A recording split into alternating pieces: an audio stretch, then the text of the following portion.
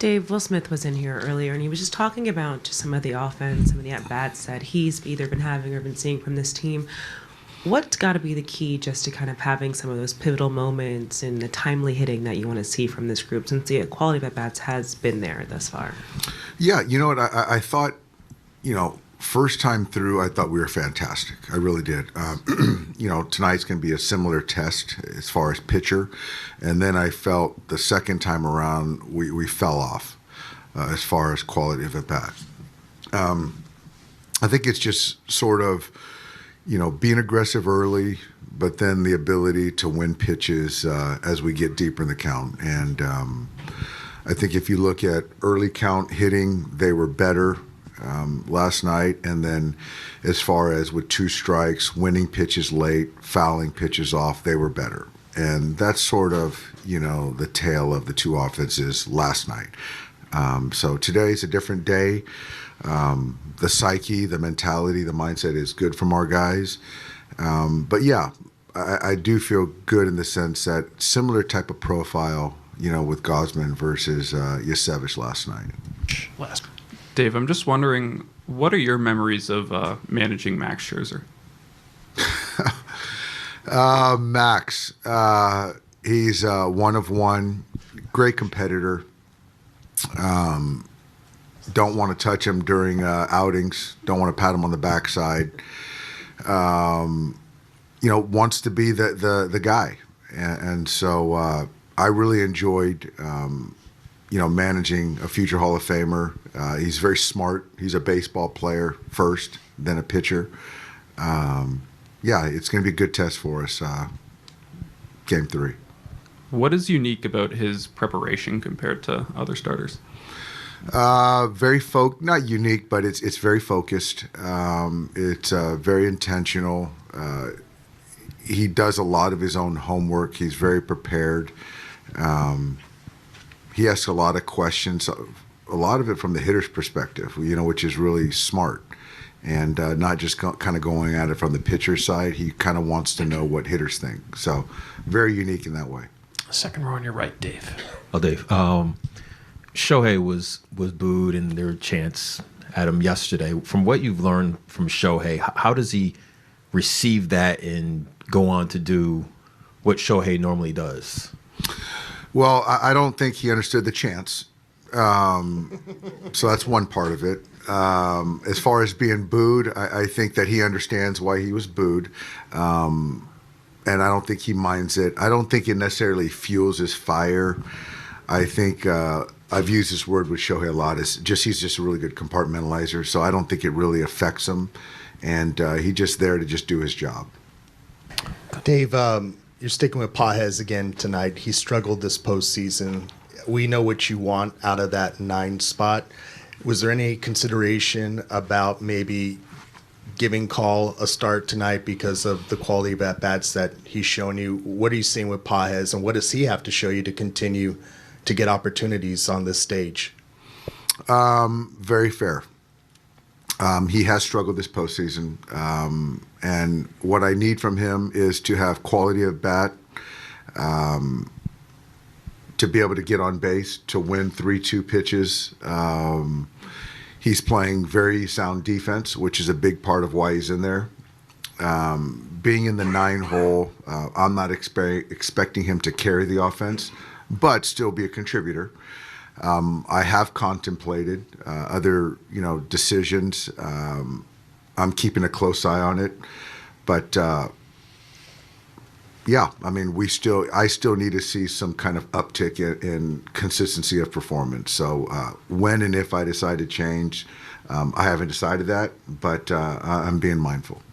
Go one row ahead. Just with the offense overall, how have you evaluated the quality of at-bats, especially in like those leverage situational spots when you guys have built innings but maybe not had been able to turn them into bigger opportunities? I think I'm not going to just look at last night. I think just in totality, in the postseason, I think that we can be better. I think that we have done a nice job at times of building innings. But when it comes down to, winning a pitch, getting a base hit, hitting the ball the other way, whatever it might be, taking a walk. We haven't been great with situationally. We really haven't in the postseason. So, my hope is that once we create stress, then we can sort of finish off innings. Yeah, I think we're doing a good job of getting there, but we got to do a better job of finishing, which I think that we're certainly capable of doing that. And can a game like last night serve almost as like a reality check for the offense or a reset of just knowing, like, for as good as the pitching staff has been up to this point of the postseason, knowing the kind of lineup you guys are facing, just kind of what they're going to need to produce in this series to put you guys where you want to be? Yeah, I think so. These guys aren't going to go away. They're very confident. It's a very talented team. And so, yeah, whether you get a 2-run lead, you got to continue to tack on. You got to get to the pen, and you got to beat those guys up and keep kind of building on innings. And so certainly seeing what those guys can do offensively is noted, yeah. Yeah, just quickly, when you say Shohei didn't understand the chance, do you mean he couldn't hear them clearly? Or Well, didn't I understand think the that it was motivation? more, I think he was hitting, and it was muddled until I heard it, but I wasn't hitting. And so my point being is that I understand he understands the language, but he's still hitting in the box. And I don't think his focus was on a chant. And what are those center field options? Is Tommy Edman an option, or is that just off the table? It's been off the table,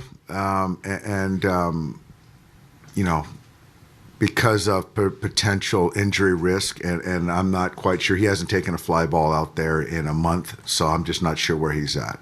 And then Kike, too much of a drop-off defensively to move him? Yeah, that's kind of the thought of just kind of he hasn't played. He's probably played a handful of innings in center field all year, and he's been plus in center field. And so, when you're in the middle of the diamond, the defense certainly matters.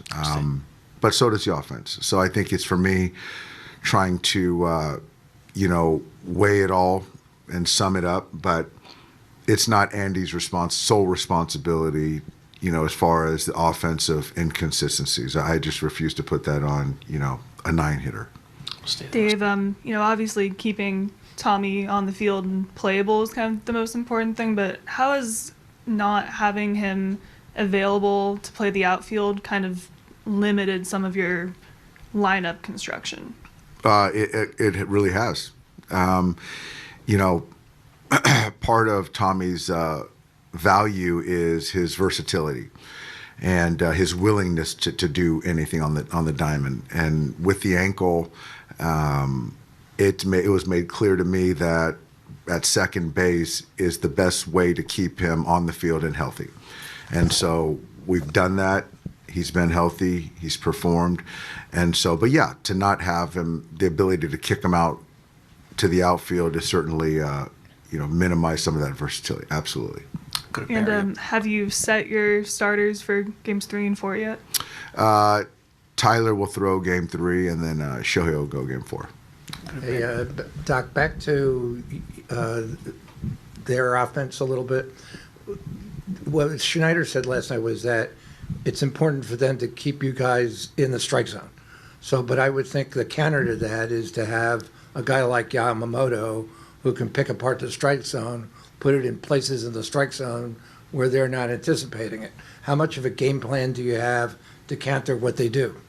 Yeah, it's a cat and mouse. That's an aggressive hitting team, certainly early in the count. And so if you have, it's a risk reward to be able to get quick outs versus potential taking on early count damage. So Yamamoto has a lot of ways to, access the hitting zone, the counts. And so how he does that is going to be hitter to hitter. But I know that those guys are going to be aggressive early. That's just kind of who they are. Also, he's got so many pitches to rely on, too, and to mix them up kind of in a counterbalance to what they expect. That's the game within the game, absolutely. All right, Doc, thank you so much for your time. Appreciate it. Thanks, guys.